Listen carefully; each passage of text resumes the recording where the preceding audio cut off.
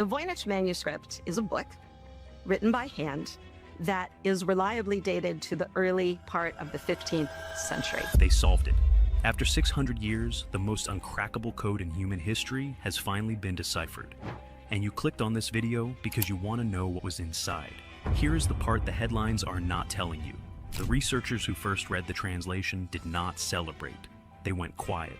Because what the Voynich manuscript actually contains is not a lost herbal guide, not a forgotten prayer, not a medieval hoax. It is something so specific, so operational, and so far outside any known category of 15th century knowledge that the academic institutions sitting on the full translation are still deciding how much of it to release.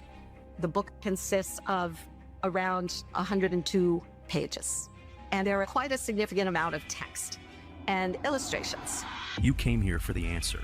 We are going to give it to you, and then you can decide whether the world was ready for it. Welcome to the baddest YouTube channel in the world, where curiosity is encouraged and questions are explored. Here, we look at hidden history, symbolism, world events, and mysteries that make people stop and think. Today, we get into an ancient book that they're still trying to decipher. Some of the pages have been, but not all. But before we get into this video, let's make sure everybody stopping through is hitting that subscribe button. Then hit that bell notification so these videos can come straight to you. And for my day one OG community members, thank you guys for all the support. Let's make sure that we hyping these videos when we can and smashing that like button. That's what's going to help us push all our videos through the algorithm. And you already know, we here to be the one, not the two. Well, without further ado, let's get into this video. The book that should not exist, somewhere in a climate-controlled vault at Yale University's Beinecke Rare. Book and Manuscript Library, a book sits behind glass. It is not especially large. It is not especially beautiful. It is 240 worn pages of medieval vellum, covered edge to edge in handwritten text and strange illustrations, sealed inside a language no human being has ever identified, mapped, or spoken out loud in the entire recorded history of civilization. For over 600 years, it sat in silence, indifferent to every attempt to open it. Think about what that means for a moment. Not just decades of failure, 6 centuries. Every generation of scholars since the Italian Renaissance has taken a run at this thing. Codebreakers who cracked Nazi communications during World War II turned their full professional attention to it and came back empty. Linguists brought statistical tools that could fingerprint the grammar of a dead language from 50 words. Cryptographers applied techniques that had broken every encryption system human intelligence had ever built. Artificial intelligence systems scanned it for patterns. Every single one of them failed. The book simply sat there, patient and sealed, giving nothing away. And then, in early 2025, everything changed. A team of AI researchers made an announcement that sent shockwaves through academic circles. Using advanced neural networks trained simultaneously across hundreds of languages, they had done what everyone for 6 centuries had said was impossible. They had begun to read the Voynich manuscript, not guessing at letters, not pattern-matching symbols, actually reading it. The question is what they found. We are getting there. But first you need to understand what this book actually is, because the stakes of cracking it are not what most people assume. The Voynich manuscript gets its name from Wilfrid Voynich, a Polish book dealer who purchased it in 1912 from a Jesuit college in Frascati, Italy, where it had been sitting in storage, largely ignored for decades. But the book itself is dramatically older. Carbon dating places its vellum pages firmly in the early 15th century, somewhere between 1404 and 1438. It was almost certainly composed during the Italian Renaissance, a period of discovery, scientific awakening, and relentless human ambition. A moment in history when artists, scientists, physicians, and mystics were all operating in the same rooms, sharing ideas, pushing every boundary the church had told them was fixed. And yet this book follows none of the rules of that era, or any era, before or since. The writing runs left to right, the way English does, but the alphabet used, what researchers now call Voynichese, contains between 25 and 30 unique characters that match no known writing system on Earth. Not Latin, not Greek, not Arabic, not Hebrew. Not any form of shorthand, cipher notation, or coded alphabet ever found in any other manuscript anywhere in the world. Here is the thing that makes this genuinely strange. Not just academically interesting, but actually strange. The words formed by those characters follow linguistic patterns that are deeply consistent with a real, living language. There is rhythm. There is repetition in exactly the right places. There is structure. Statistical analysis of the text has confirmed, repeatedly, that it follows Zipf's law, the mathematical distribution of word frequencies found in every natural human language ever studied. Whatever this is, it behaves like real speech. And yet, no linguist has ever recognized a single word. It was as if someone had sat down with limitless patience and invented an entirely new language specifically for this one book, constructed it carefully enough that it would pass every statistical test for authenticity for 600 years, then buried the key somewhere no one would ever find it. The question that follows from that, the one nobody had a comfortable answer to before 2025, is why? Going back to Göbekli Tepe, one of the controversies is that there's some 800 trees that were planted on the site a full decade after excavations began, and the trees were planted on top of ancient ruins, which stand to not only destroy the ruins, but also highlights that they can't excavate what's underneath them when the trees are there. And so here's the before and after. So what's the conventional explanation for why they planted all these trees over a site that they know is filled with ruins underneath it? So this was a property owned by farmers, and the Turkish government wanted to purchase the land from them, and the owners felt that they were being lowballed. So what they did was they planted olive trees on top of the site in order to increase the value of the land, which for me, when I first heard this, I'm like, I don't understand. This doesn't make sense to me. Göbekli Tepe is already priceless. It's the world's oldest and most mysterious ancient site on Earth. It's priceless. Now, to be fair, It's government stuff. If the feds are going to buy your land for a highway, they don't care what's underneath it. They don't care if it's an Indian burial ground or what. It's what's this land worth in this city. So they made it an orchard instead of a den. now here's the thing though. Of all things, they planted olive trees, and there's something that was enacted. It's called the Olive Law in Turkey in the 1930s, where it's illegal to cut down olive trees in Turkey. I thought this was fake, but they actually did it. They might have found the most famous ancient artifact in all of history. For the longest time, historians dismissed it as a myth, a made-up story glamorizing one of humanity's greatest moments. And now, CIA documents from 1988 reveal the Ark of the Covenant is real, and they know exactly where it is. Known as Project Sunstreak, where they sent over 30 agents on very special missions to find the Ark without telling them what they were looking for or even where they were going. Just that they were looking for something very important in order to make the operation as unbiased as possible. The three major goals for this project were establish whether a threat exists, if so, what are its dimensions, and can it be exploited. One particular agent on this mission, number 32, described finding almost exactly what they were looking for. He reported seeing a container with another container inside of it, made of wood, gold, and silver, and was shaped like a coffin, decorated with seraphim on top, which are these things. This already very accurately describes the Ark of the Covenant, without even knowing it's what he was looking for. But it doesn't end there. He goes on to confirm that he found this container hidden underground in the Middle East as he heard people speaking in Arabic around him. According to him, the container's purpose is to bring people together, holding information and historical knowledge far beyond anything we know, and that it's protected by powerful entities in this underground Middle Eastern chamber, also seeing domed roofs on the surrounding buildings. Keep that part in mind. The agent explained that this box can only be opened by those authorized to do so, and that it won't be opened until the time is right. Anyone who opens it before then will be destroyed by an unknown power, all in his official CIA report. Everything he described. They don't want you to know this. The key to understanding humanity's ancient past is hidden deep within Göbekli Tepe. The mainstream date this archaeological site in Turkey back to 9600 BCE, but there is more evidence than not suggesting it dates back even further, possibly tens of thousands of years. Göbekli Tepe is a massive complex of intricately carved stone pillars arranged in circles. These pillars are covered in mysterious symbols and depictions of animals. The craftsmanship and scale of the site suggests extremely profound knowledge and sophisticated skill. Göbekli Tepe was more than just a temple. It was ancient center of knowledge, like the mystery schools of ancient Egypt. The layout of the site aligns with celestial events, and it was used to track celestial movements. But it gets even darker.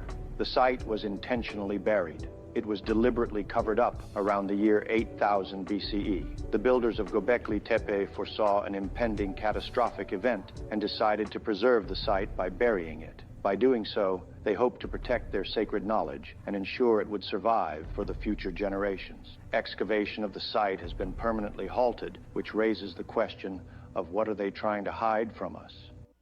Did you know that there's a medieval grimoire out there that no one knows how to read and no one knows where it came from? Pull up a chair and let's talk about the Voynich manuscript. In 1912, a small, medieval-looking codex appeared near Rome. The vellum inside the codex would be dated somewhere between 1404 and 1438. It's written in an unknown script, filled with unearthly plants, zodiac roundels, crowned figures, and weird green baths and rituals. Even though a century of testing proved that this manuscript is in fact real, no one can read a single word. The codex comprises 102 surviving folios, that's about 225 pages, of left to right text in a consistent, neat hand. Drawings include herbal plates of plants that don't exist, laid out as if Darwin himself had done so. Crowned nymphs, bat-winged women, and other weird creatures.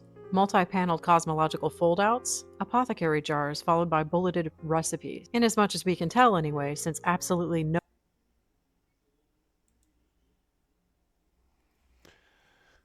This Voyage manuscript, I believe this was written in another realm and was brought through another realm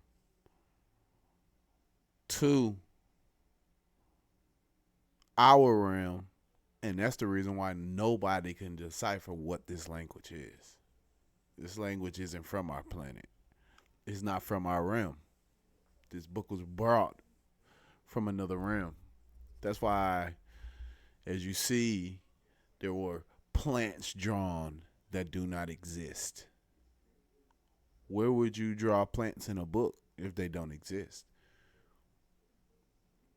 That means that that book wasn't written on this plane of existence. It was written in another realm or in another dimension. So therefore, of course, we wouldn't recognize any of the plants or the writing. But they're trying their best to decipher this. But my thing is, what does it say? What if it's just a kid book with drawings in it? Because they had pictures in it. What if it was just a kid book or a book of poems or something? We don't know. But they're trying. They're trying to use AI to decipher this book. That's when you know it's real. Let's get back to it. No one can read the script. The manuscript is purchased by a Polish book dealer named Wilfrid Voynich in 1912. It's written on vellum, which is basically sheepskin, and has been recently carbon dated to the 15th century. The origins, authorship, and purpose of the manuscript are still being debated today. But where did it come from? So far as Voynich could glean, a man from Prague named George Baresch owned it first in the early 17th century. And around 1665 to 1666, a man named Johann Marcus Marci sent it to a friend in Rome named Athanasius Kircher in hopes that Kircher would be able to translate the document once and for all. In his plea to Kircher, he relayed the rumor that Emperor Rudolf II had supposedly bought it very, very dearly indeed, as he believed that it had been penned by Roger Bacon. But all of these attributions are unproven and are cited as hearsay in Marci's letter. So the accredited chain of custody is actually Baresch, Marci, Kircher, then silence until it gets to Voynich. Professional scholars and codebreakers have been at this thing for over a century. Radiocarbon dating throughout the document does in fact place it between 1404 and 1438 with 95% confidence. Absolutely no modern pigments or materials were used to create this manuscript. But again, the script that is used here is not linked with any known language, causing many to believe that it is in fact a codex or a cipher, which makes sense to me, but it still hasn't been cracked. Some scientists and scholars, I will source them, believe that it could be like a journal or a diary of some kind, written in code. And as a fantasy writer, if you were to pick up one of my notebooks in a couple hundred years without any context, you would probably have no idea what it says either. So while the Voynich manuscript is in fact a medieval codex, no one knows what it's about or how to read it. Plants that don't map, stars that don't make sense, alchemical symbols and pseudo-anatomical symbolism. It looks like a handbook for somebody's hidden work. But until someone can actually read it, the Voynich manuscript will remain a mystery. Well, what do you think? Göbekli Tepe in southeastern Turkey was built around 9600 BC, making it the oldest known monumental ritual site on Earth. It is more than 7,000 years older than the pyramids and 6,000 years older than Stonehenge. The people who built it had no metal tools, no pottery, no written language, and no wheel. Yet they quarried limestone pillars weighing up to 16 tons, carved them with detailed images of lions, foxes, snakes, and birds, then arranged them in massive stone circles. We still do not know exactly how they moved the stones, or why the site was built. Around 8200 BC, the entire complex was deliberately buried under tons of rubble and abandoned. That mysterious act preserved it for thousands of years. Its true significance was recognized in 1994 by German archaeologist Klaus Schmidt. Less than 5% of Göbekli Tepe has been excavated, meaning most of its secrets may still be hidden beneath the ground. In Turkey, you have something called Göbekli Tepe. Now, it's been made famous because why? It predates even Sumerian culture. They're saying now, history isn't 6,000 years old. We can go back to 13,000 now because we know this was an advanced culture 13,000 years ago. But over there's also another place called Karahan Tepe. Karahan Tepe, in my opinion, is even older. They have these gigantic stone pillars, and on these pillars are etched animals that are not from that region. How do people know what the animals look like in other parts of the world to etch them into these gigantic megalithic stone pillars? Pretty interesting. And the other thing about that area is the majority of it was covered up by sand, but not sand from the area. Somebody covered that entire area with sand from over 400 miles away. Why is the top cornerstone lifted up off the pyramid with an eye on it? There's only one religion on this earth that is represented by an all-seeing eye. What religion is that? The worship of Horus, the Egyptian religion of Horus. There's only one nation on this earth that is known above every other nation for having pyramids. We in America.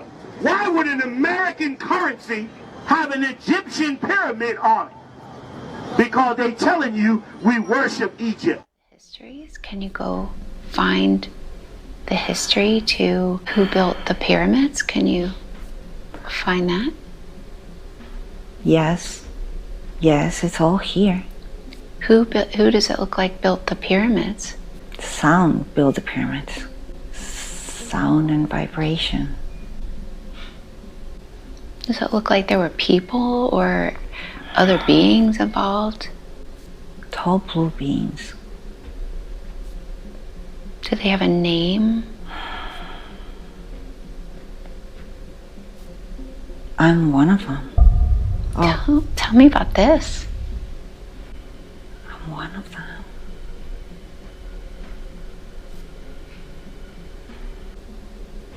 The pyramid is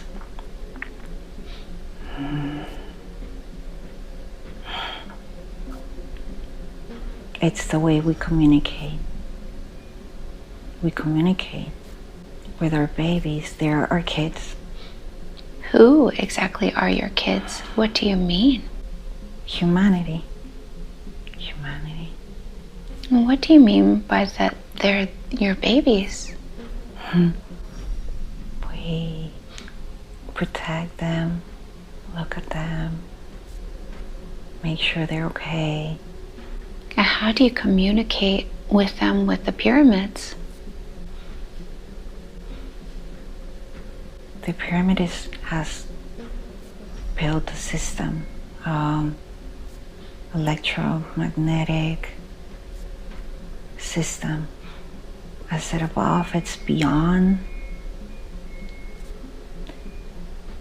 and it acts as an antenna of sorts. We can make sure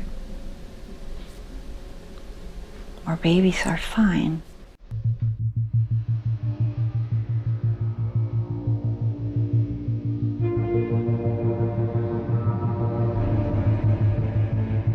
Yale University posted the most cursed book in history to the internet, and it's driving people insane. A 250-page medieval codex written in an unknown language that no one has been able to decipher for over 600 years. But an Egyptologist claims he cracked it and knows exactly what it says. The Voynich manuscript is an ancient book filled with this unknown writing and drawings that suggest it might be some sort of manual for black magic or sorcery. Written sometime between 1404 and 1438 on pages made from calfskin in an indistinct undecipherable text that we haven't been able to translate. It's kind of crazy to look at. Like, it obviously says something, and every time we don't know something is, it got to be evil. It got to be this. It got to be that. Just say we don't know. We don't got to put a title on something just because we don't understand it. It don't got to be bad because we don't understand it. Let's find out what it is first. We put that on everything, even people with different cultures. You see a person, people feel some kind of way because it ain't what they're used to. Come on, man. Have a brighter, a broader thought process. I mean, damn. Has a clear linguistic structure to it, but we just have no idea what any of this means. Everyone has tried to solve it. Mathematicians, computer scientists, linguists, historians, the FBI. Even the cryptographer who famously cracked the German Enigma code, Alan Turing, gave it a shot and failed. Along with the text, the book is filled with cryptic pictures of plants, creatures, astronomy, and naked women in bathtubs. The book is divided into roughly 4 sections: herbal, astrological, balneological, which is the study of the therapeutic use of baths, and pharmacological, medicine. First, the herbal section is filled with diagrams of plants that don't even exist, at least not on Earth. Why did nearly every ancient civilization on Earth build pyramids? Think about it. Egypt built pyramids, the Maya built pyramids, China built pyramids, Sudan built pyramids, Cambodia built pyramids. Even civilizations separated by oceans and thousands of years seemed obsessed with the exact same shape. And that's where the mystery begins. Because according to history, many of these cultures never met, never traded, and in some cases didn't even know the others existed. Yet somehow they all arrived at the same idea, the pyramid. In Egypt, the Great Pyramid was built around 2500 BC. At nearly the same time, the ancient city of Kerala in Peru was constructing pyramids on the other side of the planet. Then there's Sudan, a country containing more pyramids than Egypt, and China has enormous pyramid tombs hidden near Xi'an, some as large as city blocks. But here's what makes it even stranger. Many of these pyramids were aligned with the stars, not with nearby cities, not with the sky, almost as if ancient civilizations around the world were following the same blueprint, the same knowledge, or the same forgotten tradition. So the question is, did civilizations across the world somehow discover the same idea independently, or were they all inheriting knowledge from something much older? They have just admitted that the pyramids do exactly what I've been telling you. I predicted this years ago, and they called me crazy. Now mainstream science just confirmed exactly what I've been saying, that the Great Pyramid of Giza focuses electromagnetic energy in its internal chambers. It's been scientifically proven as a fact. The ancients weren't building tombs, they were building frequency generators. So listen to me. The structures were designed to optimize human consciousness, to activate dormant DNA, to connect us with our higher dimensional intelligence. This is what they've been hiding. The oligarchs, they know this. They suppressed this technology because if humanity understood that these sites were still functional, that you can go there and literally upgrade your DNA, the whole control system would collapse. So I'm telling you, as above, so below. The pyramid shape itself creates a torsion field that amplifies thought energy. This is why they don't want you visiting these sites. This is why they're closing more and more sites all the time. This is why they gatekeep ancient knowledge. But we are the children of light, and the truth is coming out whether they like it or not.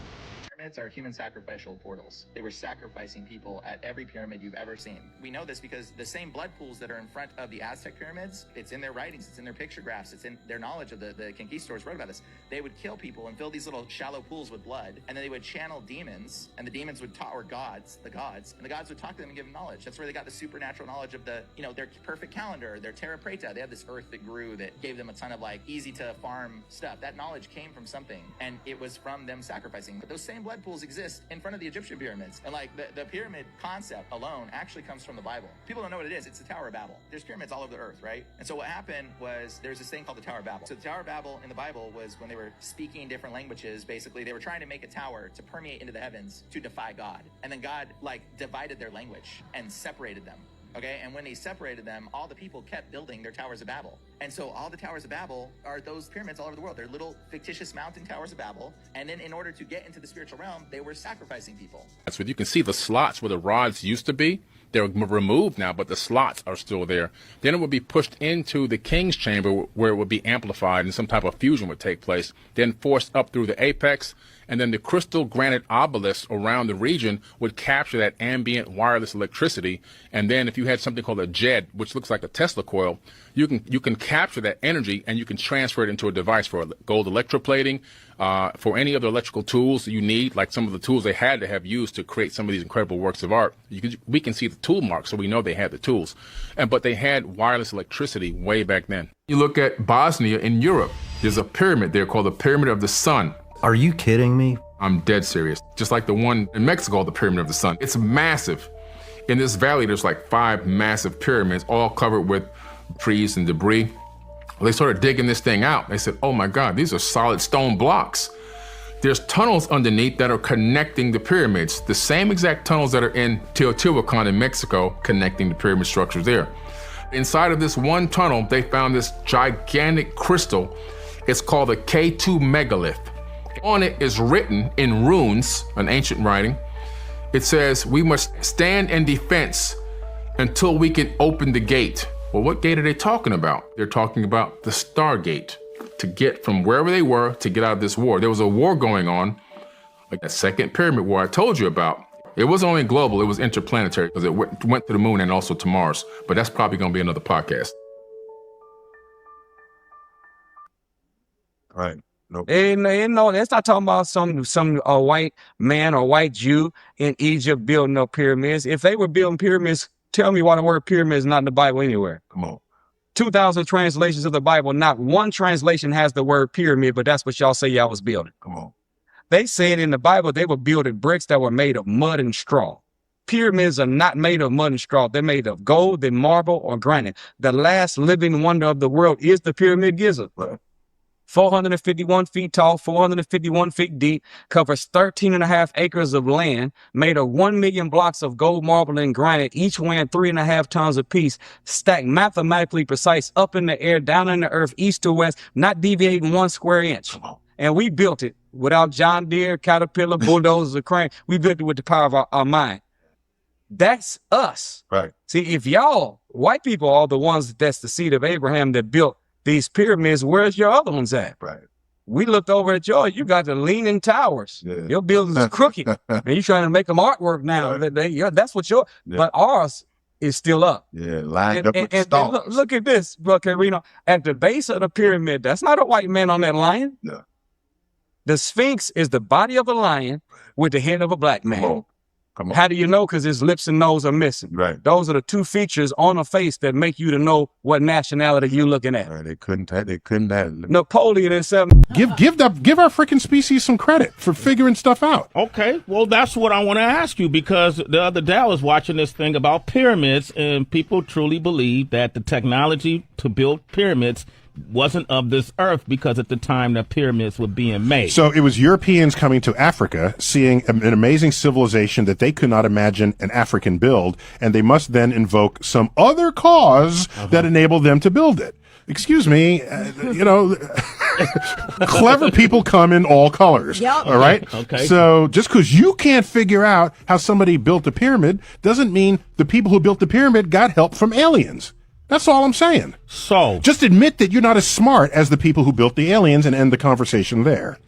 So how do you explain these pyramids being on various continents, whether it's South America, whether it's Africa? Did you know the architect of the first pyramid might have learned his secrets from fallen angels?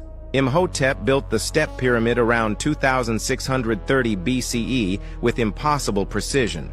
Ancient Egyptian texts say he received divine mathematics from sky beings who descended as stars. These sound exactly like the Watchers described in the Book of Enoch, the same beings who taught forbidden knowledge to early humans. Imhotep's pyramid aligns perfectly with astronomical patterns that Bronze Age people shouldn't have known. His medical writings contain surgical procedures that weren't rediscovered until the 1800s. But here's what's really strange. Imhotep was turned into a god after his death. That almost never happened to human architects unless they showed supernatural abilities. The Turin King list mentions he was taught by the Neteru, which means sky gods. It mysteriously leaves out how he actually learned these things. Today's engineers still can't figure out his construction methods without modern machinery. Maybe Imhotep really did receive his knowledge from the same Watchers who corrupted the ancient world. I've read every theory on how they built those pyramids. The Great Pyramid of Giza has 2,300,000 stones in it. And every time I think I've reached a logical explanation, the numbers pull me right back into confusion. Some of those stones weigh just a couple of tons, but others are estimated to be anywhere between 40 and 80 tons heavier than modern tanks. These weren't just stacked nearby either. Many were cut from quarries located hundreds of miles away, then somehow transported across land and water with no engines, no steel machinery, and no modern tools. Now, think about the shape itself. This isn't a rough monument or a symbolic structure. The pyramid is geometrically precise. If you're off by even a quarter of an inch at the base, by the time you reach the top, the entire structure should be distorted. The angles should drift. The corners should fail to meet. But they don't. The Great Pyramid rises perfectly, layer by layer, with an accuracy that rivals and in some cases exceeds modern construction. Then there's the alignment. The pyramid is aligned almost perfectly to true north, south, east, and west, not magnetic north, but true cardinal directions. Even today, achieving that level of precision requires advanced instruments, satellites, and digital correction. Yet this was supposedly done thousands of years ago with simple tools and the naked eye. And here's where it gets even stranger.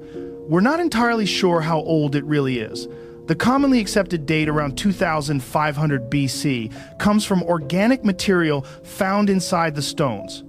But even researchers admit those stones could have been opened, sealed, and resealed over long periods of time, that dating may reflect repairs, not construction. So what you're left with isn't just an ancient building, it's a massive unanswered question. A structure so large, so precise, and so technologically demanding that even today we struggle to explain it. This isn't just history, it's a mystery of unfathomable proportions. And the more you look at the Great Pyramid, the more unsettling one thought becomes. Maybe we don't really understand our past as well as we think we do. I gotta say one more thing. Joe McGonigal, remote viewer from the CIA, declassified interview comes out. He described a tall race on Mars. They never say the skin tone ever, and that ain't suspicious to nobody. But it's kind of suspicious when they understand one thing. When they went to Mars, they saw something on Mars that they really could not understand. That it was pyramids on Mars. 100%. The Cydonia region is all pyramids. It was landways from the land. Yes. Right. It was cities. It was towns. Cities, towns, and this could be pulled up on the screen. I'm gonna make sure we got all of them. But I studied this, bro, because I wanted to be an astronaut as a kid. And so I realized, I said, wait a second, I'm not finna fit on that shit. The space capsule. Ain't nobody my size on there, you feel me? They're not gonna make this accommodation for me. And then I looked at it more, I'm like, I'm not even really sure. Bro, the Van Allen belt of radiation exists. How is they getting through that? Listen, if you're watching this, they say they're getting through that with one thing, and I think the one thing they're getting through that with is located in your skin. They're saying they coat the rockets, the spaceships, with melanin. That is the key ingredients to getting through it. That's what they suggest, right? Or it's not there at all. They told you the pyramids were tombs, that they were built for the dead. But that's not true. Because what they really were changes everything. Pyramids are perfectly aligned with the stars, not randomly, precisely, like a mirror of the sky on Earth. This wasn't decoration. This was calibration. These structures were not built for bodies. They were built for consciousness. Spiritual technology. A system designed to open something beyond this dimension. And inside these chambers, trance rituals were performed. Sound, breath, and geometry aligned the mind, unlocking higher perception and access to spiritual knowledge. And the hieroglyphs? Not just language, codes, encoded knowledge, understood only by elevated awareness. Not just symbols, hidden instructions.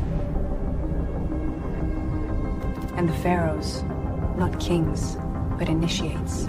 Through alchemical processes that dissolve the ego, they transcend itself, allowing the divine to act through them. They became a channel for it. Then, years of advanced spiritual knowledge were buried and distorted. Spiritual wisdom was hidden. Because those who seek control fear those who access truth within themselves. Common code, and I'll show you how this same system is still running inside your mind right now. Where is it? In Turkey. That's where all the good stuff is, in Turkey. Tell us what that is. Göbekli Tepe is an ancient site. It's about 13,000 years old. Could be wrong on the date, but I'm pretty close. And it's pillars arranged that align with astrological formations, that align with the seasons. They're carved with intricate designs, animals, writing, all kinds of stuff. And we're supposed to be hunter-gatherers with spears and buffalo at this point, not building these immense structures. And what's really strange about Göbekli Tepe... That's not hunter-gatherer behavior. No, it is not. That's very sophisticated behavior. It appears that it was buried intentionally. I can't explain why, but maybe it was someone knew something was coming and we need to protect this site. But that's very strange. That's not even the oldest structure we've found. Karahan Tepe is even older than Göbekli. So how? And interestingly, the people who built Göbekli Tepe, at the time Göbekli Tepe began, there was no agriculture happening there. They were all hunter-gatherers. Mm-hmm. Nevertheless, they did something that archaeologists used to say hunter-gatherers couldn't do. They organized themselves. They made a huge project, they implemented it, and they delivered it, and Göbekli Tepe is not alone. It's one of dozens of sites like that all over Anatolia in Turkey. This was a highly organized, sophisticated hunter-gatherer civilization that was involved in making this place. Before Klaus Schmidt died, he claimed, and he said this to me and Andrew when we were there once, he said that he thinks they're going to find stuff going into the Ice Age there, Wow. 14,000 years ago. And now other sites in the area are older than Göbekli Tepe now. They're finding sites like Çakmak Tepe, which is actually not too far away. There's sites up near the Tigris River, hundreds of miles away, called Boncuklu Tala and a couple of other places. And this is just a scan I got of one. This is enclosed deep, relatively recently, a few months ago. They've actually cleared more of it now. These giant T-pillars were actually kind of found like this, but with all the rubble around it holding them all up in place. A lot of it was preserved. That's what's so interesting to me. What if I told you the world's oldest temple is more than just a spiritual site? It's an astronomical time machine. Let's uncover the mystery of Göbekli Tepe. Göbekli Tepe, located in modern-day Turkey, is over 11,000 years old, older than the pyramids and Stonehenge. But this isn't just a collection of ancient stones. It's an astronomical observatory, meticulously aligned to track the movements of the stars and the cycles of the heavens. Archaeologists have discovered that the T-shaped pillars at Göbekli Tepe point to specific constellations, marking key events like solstices and equinoxes. The carvings on these stones tell stories of cosmic cycles, disasters, and rhythms of nature. But here's the question. Why did a hunter-gatherer society, supposedly primitive, build such a sophisticated structure? Some researchers believe Göbekli Tepe wasn't just about observing the stars. It may have been a warning system. Ancient cultures understood that cosmic cycles bring not just light and seasons, but also disasters. Could this temple have been a way to predict and prepare for cataclysmic events? What's even more fascinating is that Göbekli Tepe was intentionally buried. Who buried it and why? Was it to preserve its knowledge for future generations, or to protect it from something? After discovering the first T-shaped pillar buried at the site, he soon found more of these massive structures. In the center of each enclosure, you have two particularly big T-shaped pillars of limestone, sort of facing each other. The world's oldest monument has just revealed a secret no one was prepared to find. After scanning the 12,000-year-old pillars of Göbekli Tepe with Grok AI, researchers uncovered patterns, heat scars, and internal stone structures that should not exist in the Stone Age. Some pillars appear carved from the inside out. Others still resonate with low-frequency sound buried in their structure. And beneath all of it lies something even older than the pillars themselves. The investigation was supposed to confirm history. Instead, it exposed something the original builders seem to have tried desperately to bury forever. Grok AI discovers Göbekli Tepe was never a temple. The unease began the moment the research team pulled up the new Grok AI reconstruction on screen. Everyone had expected a simple confirmation of the long-standing theory that Göbekli Tepe was humanity's earliest known temple. That was the entire premise of the project: map the site with greater precision, confirm its ceremonial function, and tighten the timeline of early human development. Instead, the image that appeared stopped every person in that room cold. The layout looked engineered, controlled. It resembled something built to hold something down, rather than lift anything up. The team had used an advanced mapping system designed to reconstruct ancient layouts with micro-level accuracy, reading every exposed surface, every fracture, every buried stone shadow, then cross-referencing a massive geological database to calculate exactly where each pillar had originally stood. When the reconstruction completed, Grok AI displayed a level of geometric precision that should not have been achievable for this time period. These pillars are anthropomorphic, human-like in form. The oldest enclosures, known as enclosures D, C, and B, connected in a mathematically perfect triangular alignment, positioned with precision rivaling modern surveying equipment. That detail grew more disturbing once the team examined the pillars themselves.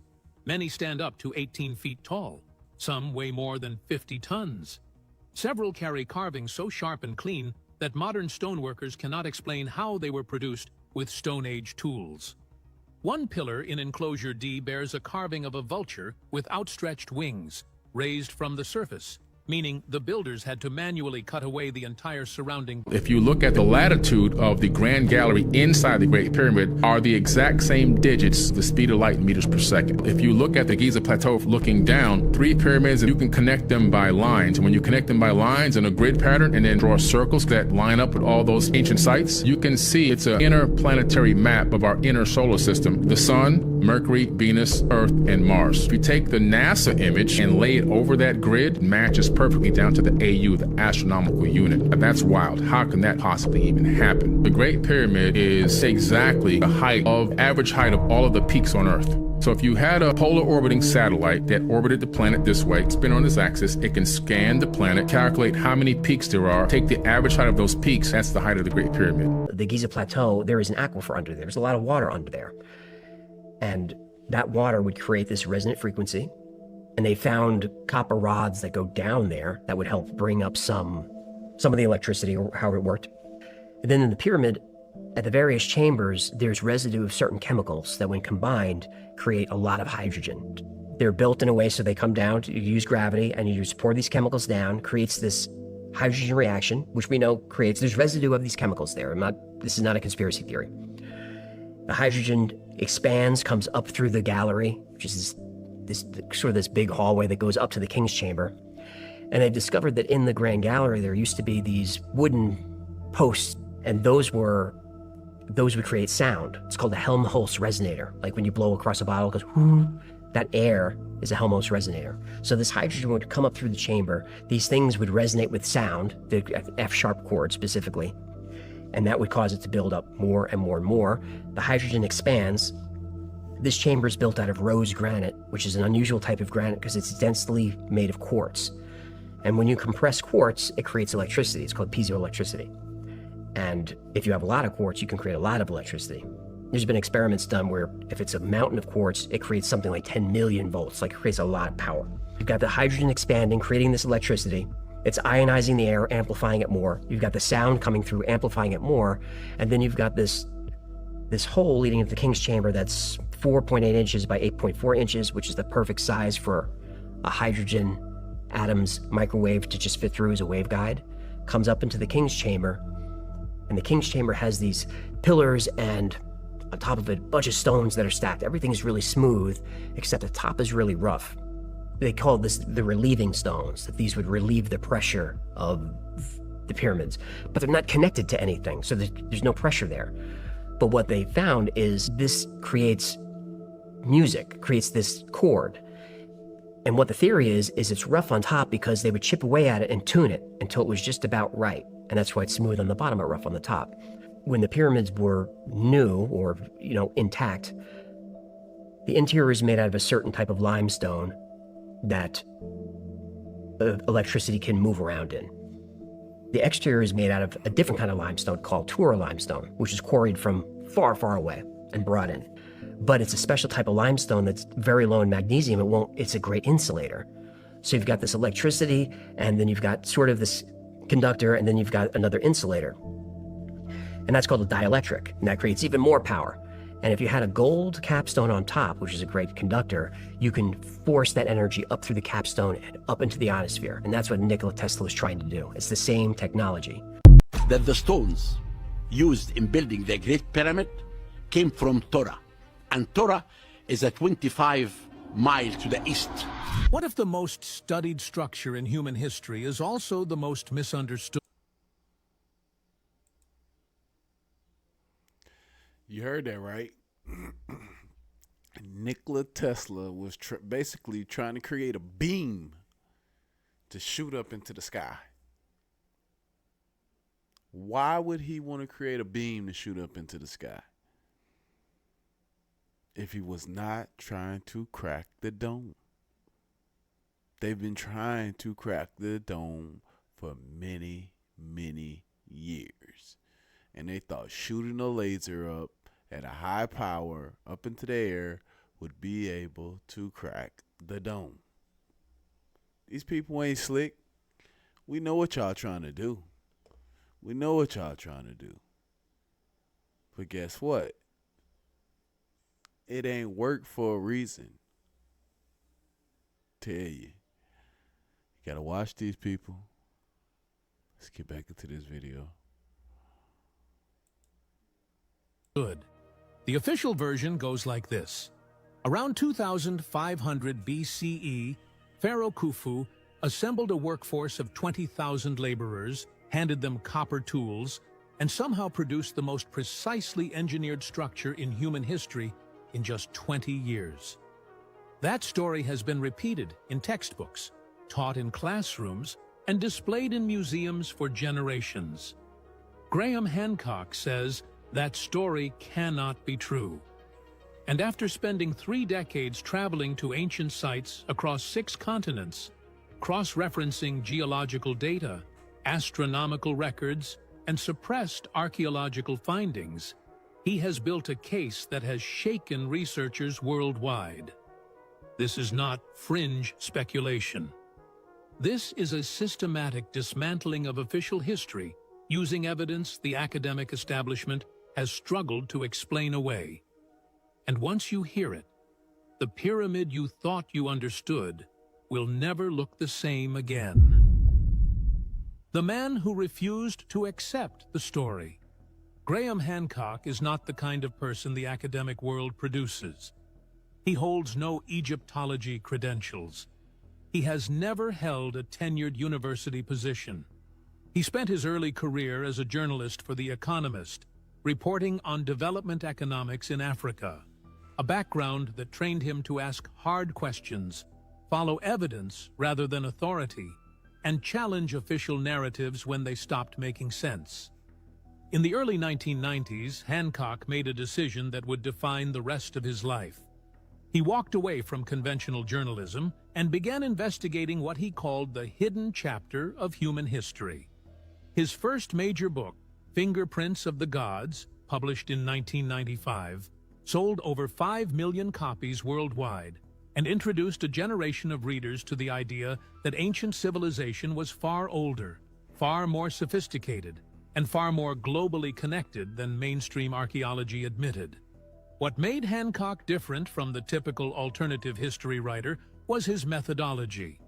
Rather than offering one grand theory and bending all evidence toward it, he functioned as an investigative journalist, investigating the past, interviewing geologists, astronomers, archaeologists, and mythologists, and then presenting the evidence openly, including the evidence that complicated his own conclusions.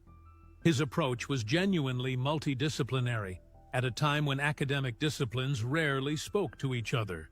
The mainstream response was predictably hostile. Egyptologists called his work pseudoscience. Archaeologists accused him of misrepresenting evidence. Skeptic organizations published formal rebuttals.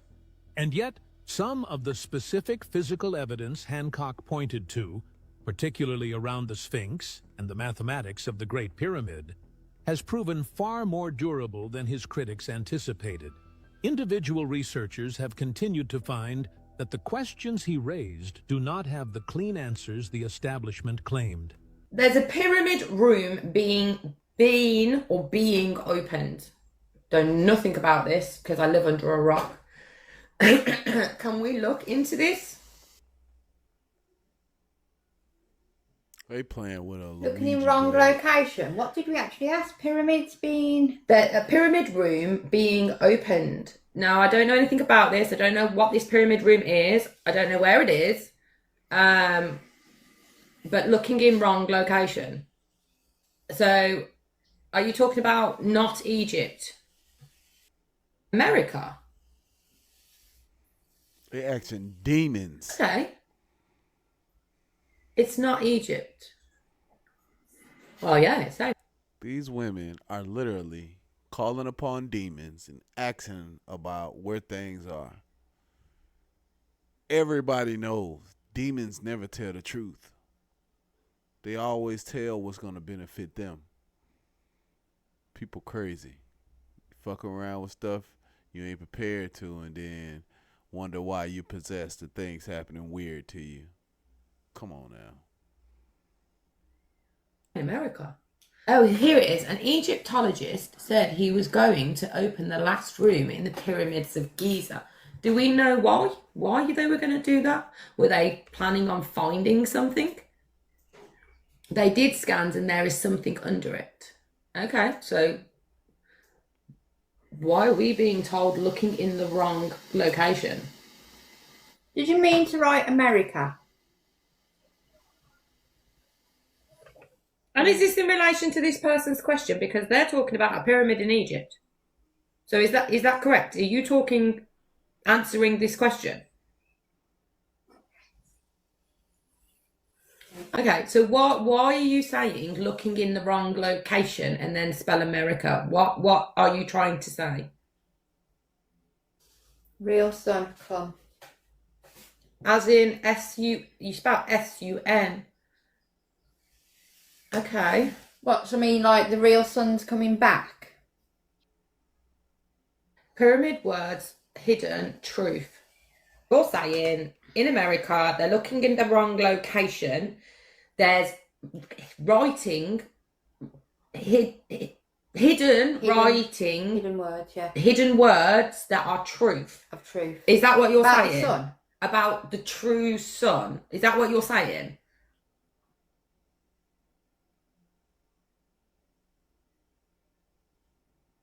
These women is crazy. Sun Ra on watch, reveal. New vision. New vision, wait, new. Is that correct up till then? What's the next word? Reveal new earth. Okay. As in, when you say that, are you saying undiscovered or undisclosed? Oh, a new earth. Land. Is that what you're saying? like hidden places on Earth. Place. It plays earlier, didn't it? I can't remember. So it will reveal hidden place on Earth. And this is in America. Where in specifics? Can we have specifics? I mean, people are talking about certain places, but can you talk specifics? Ketmet. No. Okay, we spell.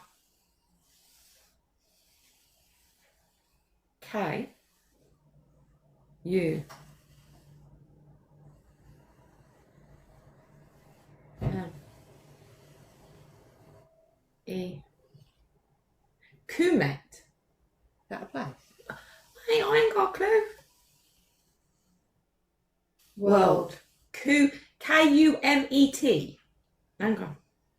Kumet? Was that spelt right? That's what I thought. It spelled Ketmet first, but I think it meant Kemet. I don't know what Kemet is either. Kemet.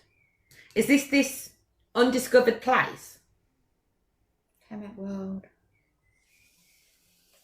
But this undiscovered place is in America. So it's a real place. Okay. People are writing it in there and I don't So understand. it says Kemet is ancient Egypt.